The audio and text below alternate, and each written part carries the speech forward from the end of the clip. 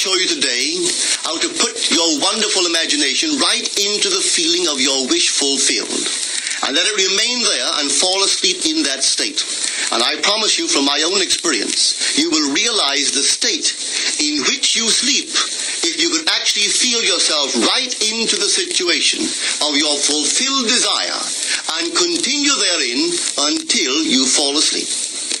As you feel yourself right into it, remain in it until you give it all the tones of reality, until you give it all the sensory vividness of reality.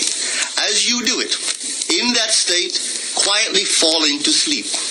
And in a way you will never know, you could never consciously devise the means that will be employed, you will find yourself moving across a series of events leading you towards the objective realization of this state.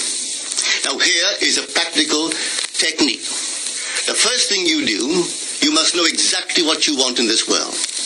When you know exactly what you want, make as lifelike a representation as possible of what you would see and what you would touch and what you would do and physically moving in such a state. For example, suppose I wanted a home, but I had no money, but I still know what I want. Without taking anything into consideration, I would make as lifelike a representation of the home that I would like, with all the things in it that I would want. And then, this night, as I would go to bed, I would, in a state, a drowsy, sleepy state, the state that borders upon sleep, I would imagine that I am actually in such a house, that were I to step off the bed, I would step upon the floor of that house. Were I to leave this room, I would enter the room that is adjacent to my imagined room in that house. And while I am touching the furniture and feeling it to be solidly real, and while I am moving from one room to the other in my imaginary house, I would go sound asleep in that state. And I know that in a way I could not consciously devise, I would realize my house.